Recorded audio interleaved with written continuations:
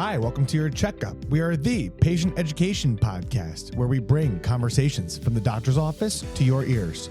On this podcast, we try to bring medicine closer to its patients. I'm Ed Dulesky, family medicine doctor in the Philadelphia area. And I'm Nicole Rufo. I'm a nurse. And we are so excited you were able to join us here again today, close to the unofficial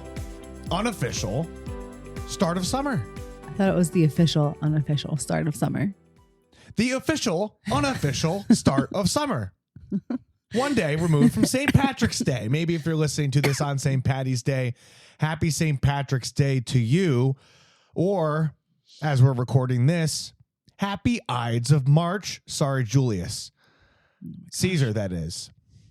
Et tu, Brute. I wasn't planning on doing this, but beware the Ides of March. The Shakespearean play Julius Caesar, named for the aforementioned Roman ruler, met his untimely demise on this day several years ago. Several. According to Shakespeare. That's what he said. But we had a much better weekend than Julius Caesar. I actually had, You've been waiting for this weekend since this weekend last year. Yeah. For one whole entire year. Yeah, I really have been. You have lived 364 days for one. I have. Yeah, probably. Now, I don't want to start making comparisons, but I was very, very excited. We celebrated St. Patrick's Day like no other. No, neither of us have a lick of Irish in us. Nope. But nonetheless, we celebrated culture. And, on that day, culture did become my costume because I wore a nice polyester suit, nice shamrock polyester suit. Only the highest quality polyester. Look, I love myself polyester. To really spit it out, we went to Brigantine and celebrated St. Patrick's Day in the town.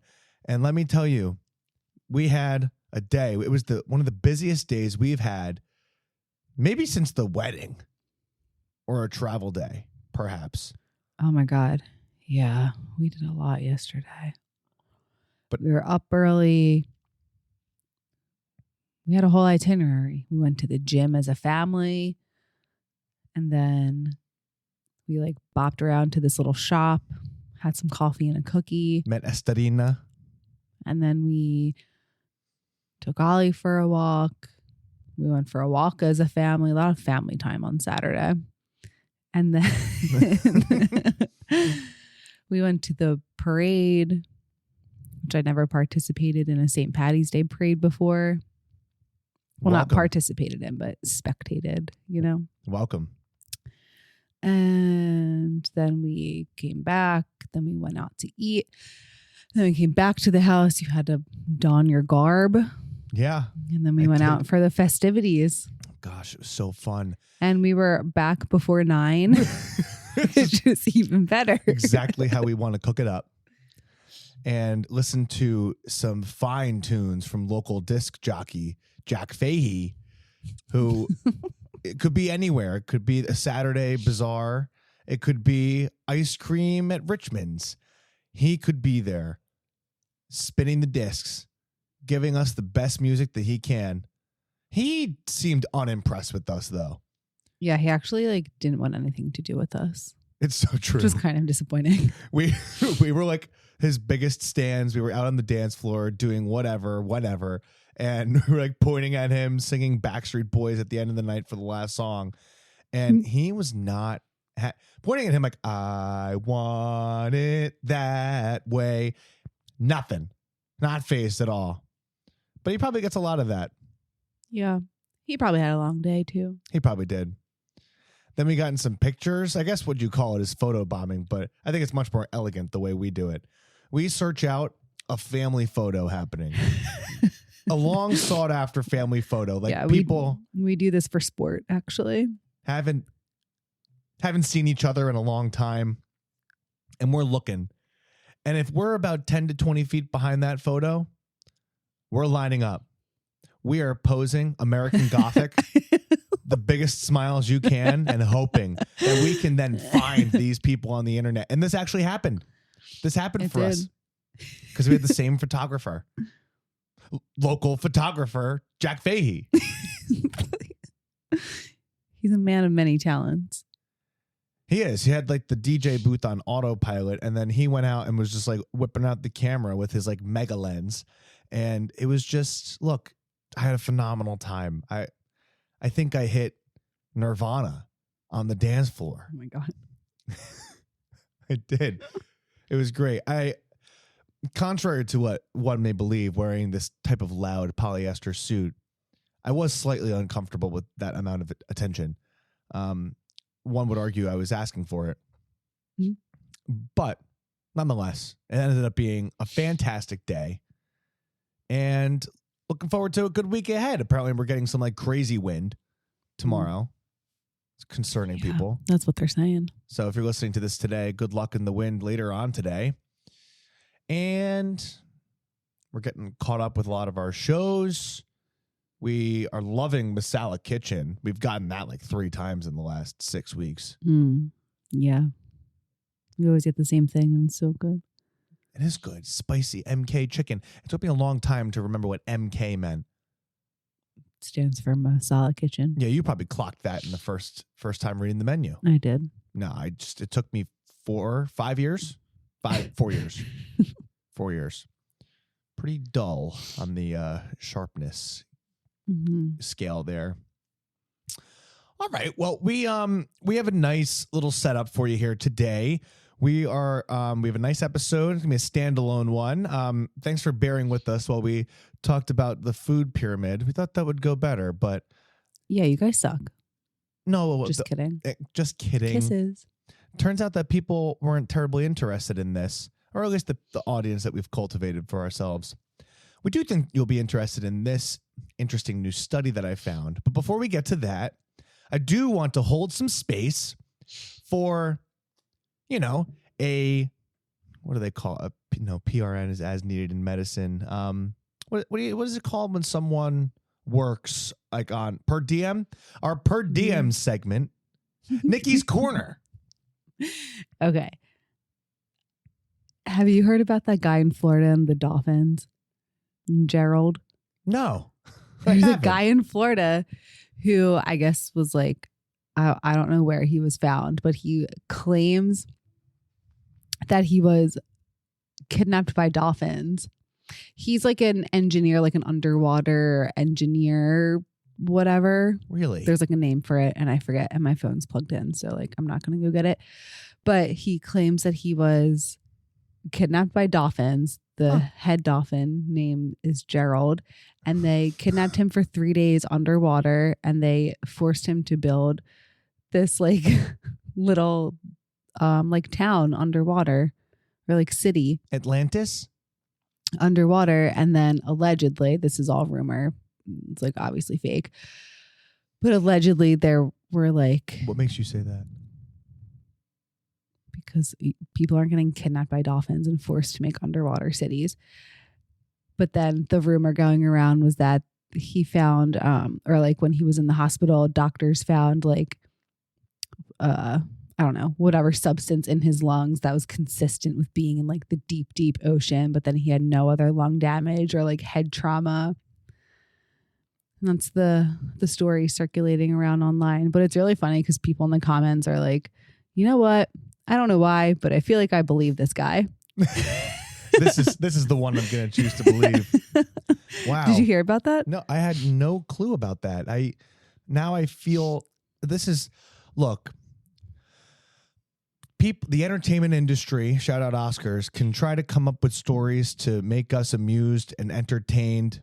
But this is our world.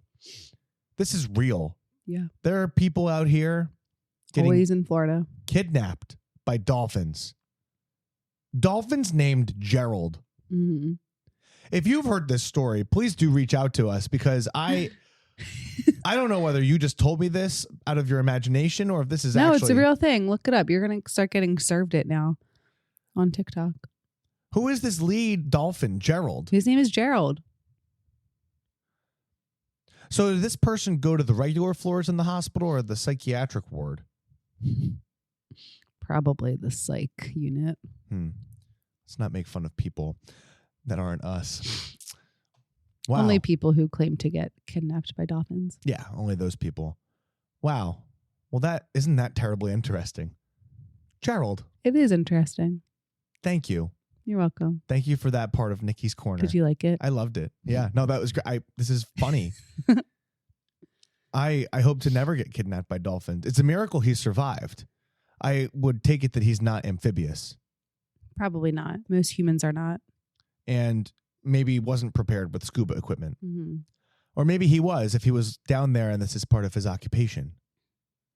Well, apparently Gerald made like an air bubble. Oh. And that's how he could breathe. Wow. No, it's nice of him to keep him alive. You know, he could have perished pretty quickly without oxygen. Yeah. Huh.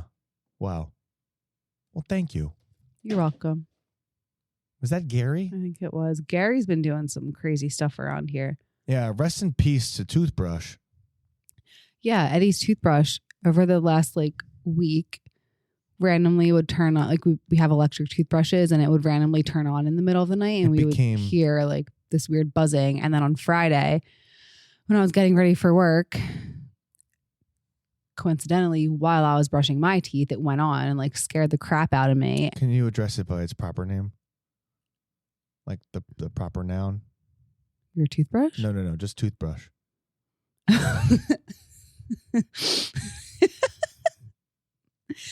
So then I'm brushing my teeth and toothbrush turns on.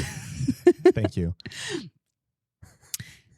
And toothbrush would not turn off. Oh. So then I actually like wrapped it in a towel because it was like making too much noise on the counter. And I was like, all right, it's like probably going to die soon. Toothbrush did not die soon. And it just kept going for like a solid 20 minutes. And I was like, well, I can't just have this thing here buzzing. Ollie's going to be afraid. So then I had a burial for it on a random trash can. Or in a random trash can on Pine Street. Oh, really? That was probably buzzing for hours. But, you know, people have done worse. Yeah, people have definitely done worse. You know, Toothbrush was good. Toothbrush served for a good time, not a long time. Went into the cavities of my mouth. I don't have cavities, though. That's what they say. That's what they tell me. And helped keep my teeth clean. And we recently learned that toothpaste is just a vessel for fluoride. We learned that from a dentist. It's a close personal dentist that we have. And I hope that Toothbrush rests in peace. I do. I think he is. And Toothbrush became senile and towards the end woke us up several times in the night. Turning on. And whether it be Toothbrush or Gary, well, we may never know. The first time it actually did happen, I got up and I like searched around the house and I was like, who turned on Toothbrush? Who did this? So, who knows? But rest in peace, Toothbrush. Rest in peace. You've been replaced. Toothbrush. With this new one that apparently has a 14-day battery life. Thank you. You're welcome. It's great. Looking forward to using that tonight. And clean out this rancid mouth. Anyway. I mean, you've been brushing your teeth. You've had a temporary replacement. Yeah, we can't personify a temporary toothbrush. So we've been. Anyway, why don't we dive in? Nick, what are we going to talk about today? Today we're talking about a fun little study you found about what happens when right? Yep. What happens when you block the internet on your phone for 2 weeks? Yeah. So, I think everyone probably has one within reach right now, your smartphone. But more specifically, we're going to talk about what might happen to your mental health, your attention, and your overall well-being if you suddenly lost access to the internet on that phone. And before you panic, we are not talking about throwing your phone in a lake. But researchers have recently asked an interesting question.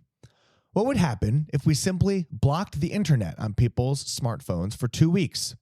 They could still call people, they could still text, but no social media, no news, no email, no scrolling, just a phone that worked like phones used to. And what happened next actually was pretty fascinating. So why researchers studied this, most of us probably feel, and this is relatable at least a little bit, that we spend too much time on our phones. I mean, think about if you're waiting in line, you're sitting in a waiting room, standing in an elevator. What do? You pull out your phone. And researchers have estimated that people check their phones over 100 times per day. I actually think some phones are able to calculate this type of stuff. But here's the tricky part. For years, scientists have been trying to understand how smartphones affect things like depression, anxiety, attention, overall happiness. And the problem is that a lot of studies only show correlation. We actually did a not so distant episode about this, and it was tricky because we didn't have a lot of, causal data, just correlation. So this means that we see that two things happen together, but we don't know if one causes the other. So for example, if someone spends more time on social media and also reports more anxiety, did the phone cause the anxiety? Or were people who were already anxious simply using their phones more?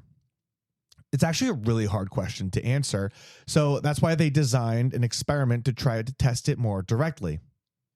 So what ended up happening in the study is that researchers recruited about 467 adults for the study itself. They installed an app on participants' smartphones that blocked all mobile internet access.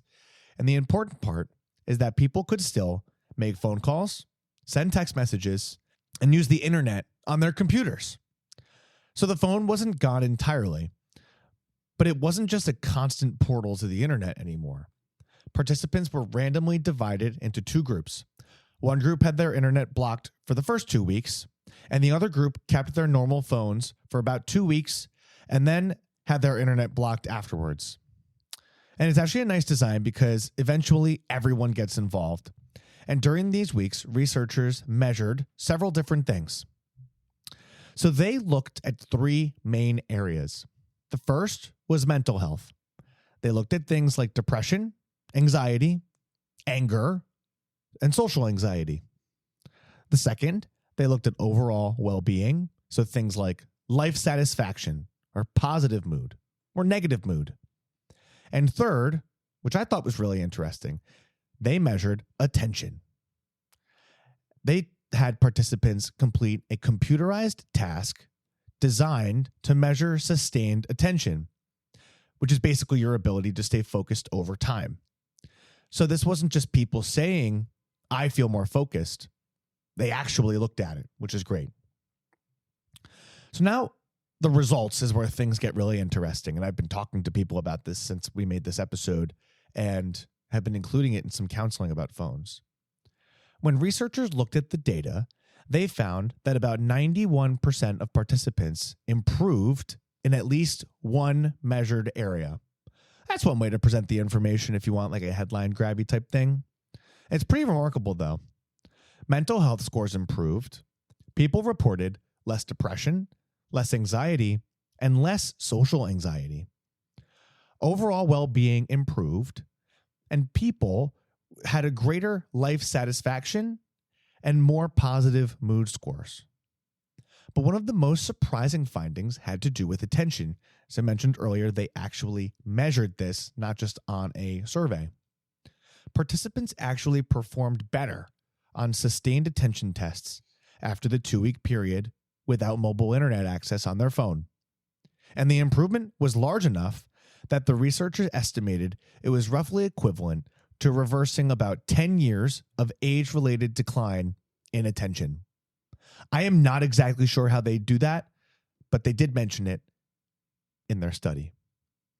So that, of course, doesn't mean you suddenly became 10 years younger, but it does suggest that constant connectivity may be taking a toll on our ability to focus. So we dive deeper into why did this happen. The researchers also wanted to understand exactly that. So they looked at how participants were spending their time during these 2 weeks. And they found several interesting changes. People were spending more time socializing in person. They were getting more physical activity, spending more time outside. Often they were sleeping better, and overall consuming less digital media. So removing the internet from the phone didn't just remove something negative. It actually created a space for other behaviors that we spend a lot of time talking here on the show. And one of the biggest insights from the study is that phones may not only distract us, but they legitimately may be crowding out healthier behaviors that we could be doing for ourselves. If every spare moment gets filled with scrolling, that's time that might otherwise have gone to maybe talking to someone, going for a walk, getting outside, or just letting your mind rest. They also explored who benefited the most from this. And so it was an interesting finding is that people who benefited the most tended to have a higher fear of missing out, sometimes called FOMO, and more symptoms related to ADHD, reminding you that those are the people who may have benefited more. So this actually makes a lot of sense because people already feel pulled towards their phones, may experience the biggest relief when that constant pull disappears. So this is exciting, this is cool, but any part of science does come with some limitations if we're going to be balanced and informative on this show. So the first intervention was pretty extreme. Most people aren't going to block the internet on their phone completely for 2 weeks. And though some people already might want to after hearing this episode and considering that study. The second is that the study only lasted about 2 weeks, so we don't really know what would happen over months or years. And the third is that participants actively volunteered for the study, which means they may have already been more motivated to change their phone habits than the average person. But even with these limitations, the results are really thought-provoking. So, what can we do with this? The study doesn't mean that smartphones are bad. And we understand people do things for a reason. Maybe you're learning things. Maybe you're happy when you're on them for a period of time because you're entertained. Phones are incredibly useful tools. But it may be worth asking whether constant access to the internet on our phones is always helping us. Here are a few simple ideas that people try sometimes. One option is removing certain apps from your phone, especially the ones that tend to pull you in the most. And maybe considering only accessing them from a computer. Another option is creating a phone-free zone. One example might be at the dinner table, during walks, or in the bedroom before sleep. And even a small change like that can really make a big difference in how much time we start spending staring at a screen.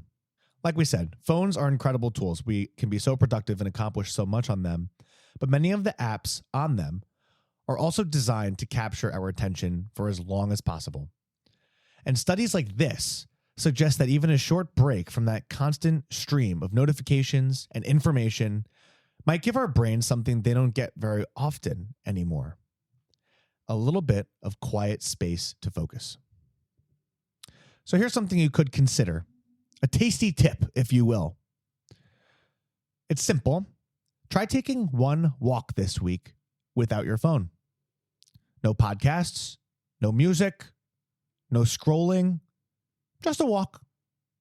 And you might be surprised how different it feels. I thought big takeaways from this. As you can tell, I have been very excited, and I've already started incorporating this into a lot of adolescent visits.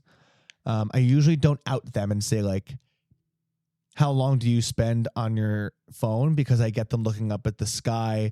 They kind of are trying to add hours in their head. And I'm like, I know I'm going to hear a very big number. Mm-hmm. So in the last episode we talked about the 3 hot zones of like unhealthy phone use. But at that time, you and I had kind of explored that there wasn't a lot of causative data or study to be had. But now we do. And I think this one's really valuable, and it's an easy thing to explain to someone and be like, yeah, they turned off phones for 2 weeks and, well, it turned off the internet access for 2 weeks and see what happens. And look, nothing bad happened. Mm-hmm. Like, it was all good stuff. I think the 91% of people had at least one thing get better. I mean, that's a nice way to propose it, I guess, because like there's something for everyone here. Yeah. But it may not be like the magic bullet, not the blender, but the thing that like fixes things for people. Mm-hmm. But I think for people with anxiety or people who are worried about like attention and concentration, like that link in there, super important. I agree. Do you think this will change anything for you? Maybe. In what way? Well, maybe I can be like more conscious to be on my phone less. I personally, I feel this. Like I was telling you maybe like an hour ago. I was like, I've just been on my phone so much. Mm-hmm. I was like working and trying to do stuff, but like I was like, this is so much. I don't like it. I don't like it. I feel anxious. I'm anxious. But all in all, easy thing. There's also so many people coming in with concerns of attention problems, and not everyone, many people are concerned about ADHD. I know it's a topic we haven't touched on yet, and we're preparing slowly to have on a guest who specializes in ADHD in children, and we're very excited to have her on at some point soon. And I think this is a really good angle of just easy at-home mental health stuff to try. And it doesn't have to be complicated. It's not a medicine. It's not therapy. It's not a paid service. It's literally less of something that I think people just assume is like okay and normal at home. Like everyone's okay. It's everywhere. It is everywhere. And maybe it doesn't have to be. Maybe it doesn't have to be. So thank you for coming back to another episode of Your Checkup. Hopefully you were able to learn something for yourself, a loved one, or a neighbor. You can find us on Threads. You can send us an email. Please feel free to reach out. We love communicating with our audience, close and abroad. We are very grateful that recently we hit a few milestones. We hit 100 episodes published, which has been a nice reflection on the work we're doing here, and we're having fun along the way. And we recently hit, even more recently, 20,000 downloads across our entire time. And so I'm very happy about that. And soon enough, we're coming up on 2 years. As a quick review, to share some cool things with our audience, I wanted to share a few locations from afar that we pretty consistently get listens from. So, if you happen to be from any one of these countries, just know that we know and we see you and appreciate you coming back every week for your checkup. First is the United States. Thank you for everyone. First is the United States. Thank you from everyone in our home country listening. We very much appreciate your support and listenership. There's also Canada. Thank you, people from Canada, coming to support us and listening to the show. And Nikki, can you list a couple other ones off? Let's see. This is going to be new to me. We have the United Kingdom, Australia, Hong Kong, which is listed as a country. Is Hong Kong a country? I think it's the app. Is it a location. like how when they like said Pluto wasn't a planet anymore, but like is Hong Kong a country now? I know it's not. Okay. Anyway, the Philippines, New Zealand, Germany, South Africa, Ireland, Spain, Malaysia, Saudi Arabia, France. Wait, really? Yeah.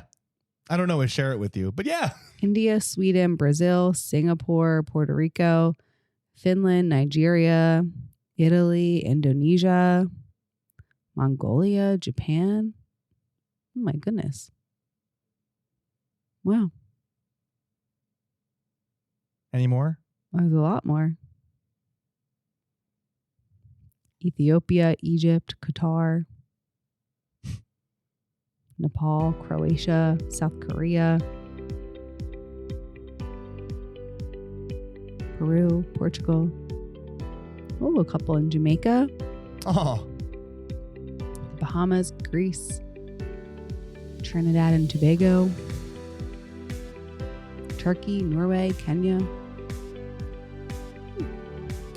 and to that point, we are just so grateful that anyone from around the world may tune in and listen to us two knuckleheads talk about health in what we try to make a more approachable, balanced, educational way.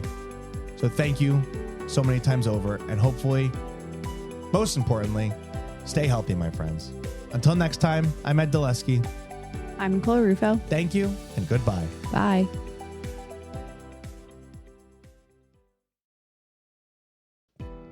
This information may provide a brief overview of diagnosis, treatment, and medications. It's not exhaustive and is a tool to help you understand potential options about your health. It doesn't cover all details about conditions, treatments, or medications for a specific person. This is not medical advice or an attempt to substitute medical advice. You should contact a healthcare provider for personalized guidance based on your unique circumstances.